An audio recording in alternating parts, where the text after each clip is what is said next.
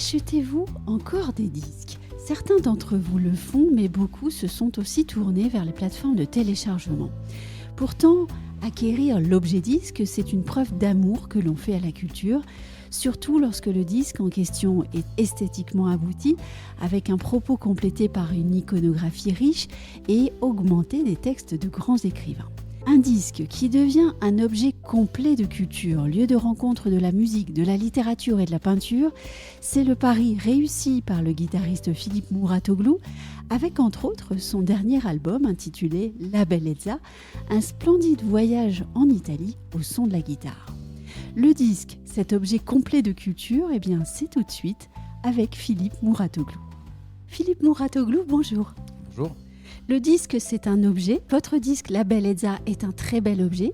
Il y a la musique, bien sûr, mais il y a aussi le texte de Gilles Torgman et les peintures d'Emmanuel Guibert, extrait de son livre Italia, sorti en 2015. Italia, c'est 20 ans de promenade en Italie, d'heureux souvenirs pour lui, alors qu'il visitait sa compagne italienne. Pourquoi vous, le musicien, avez-vous choisi les peintures d'Emmanuel Guibert ? Alors, Emmanuel Guibert, j'ai cette grande chance qu'Emmanuel nous fait toutes les pochettes toutes les pochettes de notre label, parce que là on parle du label sur lequel est paru ce disque, Vision Fugitive, que j'ai créé avec deux amis.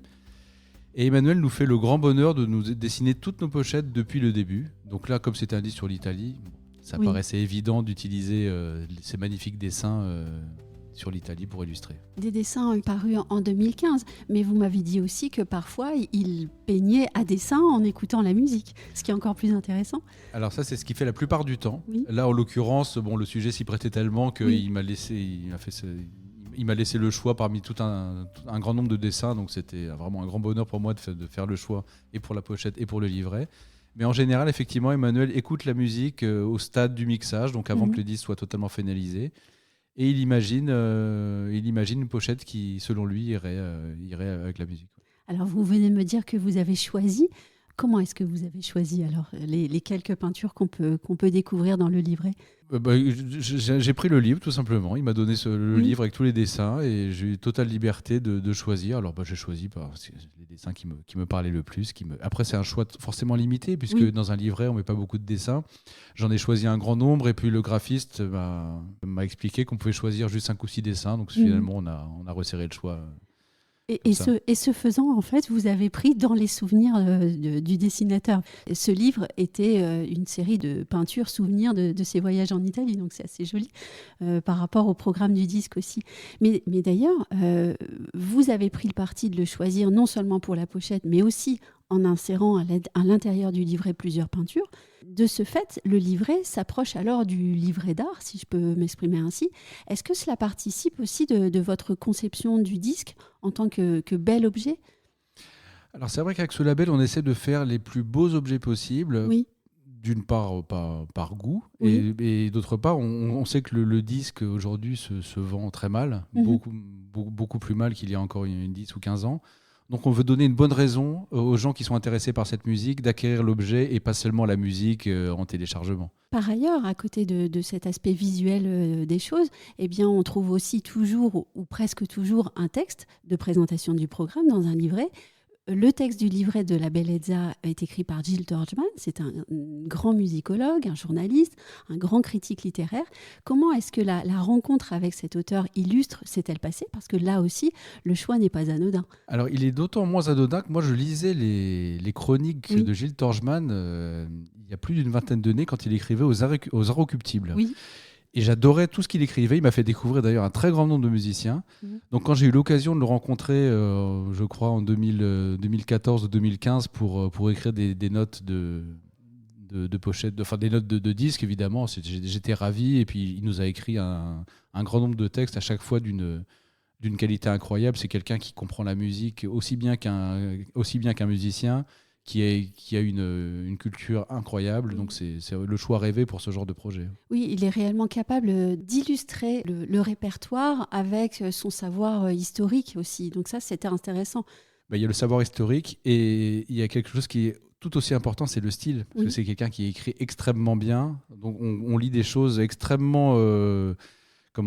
extrêmement érudite, mais ça se lit presque comme un roman parce que c'est extrêmement bien écrit. Oui, et si je me permets de prendre la première phrase pour faire comprendre à nos éditeurs ce que vous voulez dire, les amateurs d'Uchronie et les esthètes qui aiment jouer à se faire peur. C'est quand même rare d'avoir une première phrase comme ça dans un livret. Oui, oui, tout à fait. Oui, Non, il voilà, n'a c'est pas peur exactement de. ça. Il met la barre très haut d'entrée Oui. de jeu. Oui. Et moi, ça me plaît. Je trouve ça très bien. Oui, on voit bien à quel point ce disque convoque l'excellence, l'excellence de la musique, du journalisme, de la peinture. Les arts se complètent et parlent ainsi mieux de concerts ensemble, si je peux dire les choses comme ça. Oui, c'est avoir un texte comme celui-ci ou les peintures d'Emmanuel, Oui. ce sont autant de portes d'entrée dans la musique, parce que finalement la musique de Da Milano qui démarre ce disque est quand même assez éloignée de nous. Pour un musicien qui la pratique au quotidien, non, mais pour quelqu'un dont ce n'est pas le cas, avoir des portes d'entrée de ce genre-là, c'est important, je pense. Oui. Oui, et la question de la porte d'entrée, c'est finalement la question la plus importante pour le disque classique en ce moment. Trouver la bonne porte.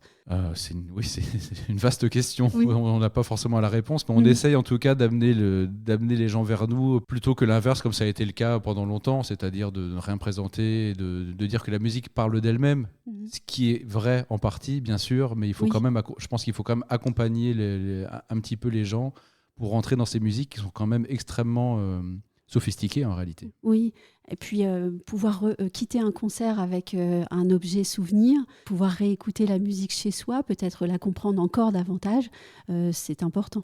Ah oui, moi je pense. Ce sont des musiques dont on redécouvre, plus on les écoute et plus on découvre de choses. C'est pas en une écoute qu'on en fait le tour, jamais. Oui. Donc le disque est là pour ça, évidemment, pour approfondir. Et quel intérêt que d'avoir un beau disque, un bel objet à ce moment-là. Ah bah c'est plus agréable d'avoir un bel objet, un beau livret qu'on peut parcourir, bien sûr. Je pense que ça accompagne très bien la musique. Oui. Comment est-ce que, je vais me permettre de vous poser la question, vous êtes musicien, mais vous avez aussi créé le label, vous le disiez.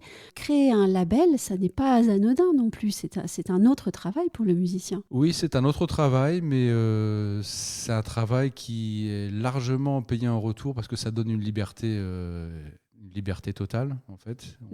Moi, je peux faire, avec mes camarades de route, on peut imaginer tous les projets qu'on veut, les faire quand on a envie de les faire. C'est du travail, mais c'est surtout une grande liberté artistique. Est-ce que vous avez possibilité de nous dévoiler peut-être quelques futures parutions ? Ah, bien sûr. Alors, la prochaine parution, ce sera donc le clarinettiste Jean-Marc Folz et son fils, Elliot, qui est batteur, qui ont écrit une musique pour clarinette, batterie et électronique. Ça, ce sera la prochaine parution. C'est un disque magnifique qui sortira au mois de novembre de cette année. L'apparition suivante, ce sera un projet un peu plus jazz avec le pianiste Stéphane Oliva et le contrebassiste Sébastien Boisseau en duo. Et le projet suivant, ce sera un trio, donc ce sera mon trio, guitare, contrebasse, batterie sur un nouveau répertoire original avec Bruno Chevillon et Ramon Lopez. Et je pense que vous viendrez en reparler à ce moment-là, alors au moment de la parution de votre disque trio. Avec grand plaisir. Merci beaucoup Philippe Mouratoglou. Merci.